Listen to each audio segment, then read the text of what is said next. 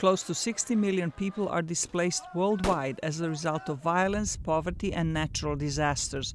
But millions of those who stay at home also need aid to survive. Today we are in the worst humanitarian situation since the end of World War II, with 130 million people around the world in need of humanitarian support.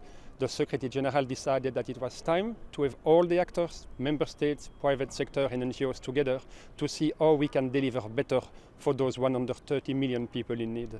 Turkey is host to the largest refugee population in the world, including 2.7 million Syrians.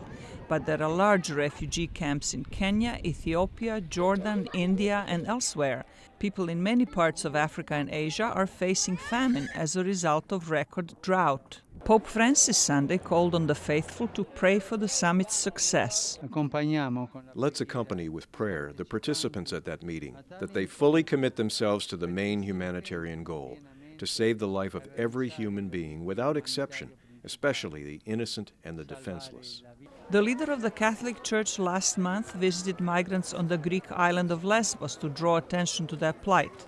Humanitarian groups are calling for a permanent global aid distribution system.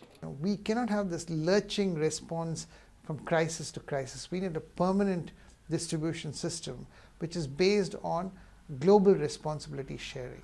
I think this is the call we're making to the governments. This is the call that people are making to the governments, and they have to listen.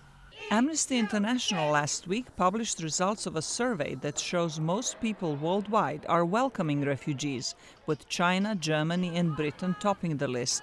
According to the survey, Russians are the least accepting of the internationally displaced people. Russia is not participating in the Istanbul summit and refuses to be bound by its decisions. Zlatica Hoke, VOA News, Washington.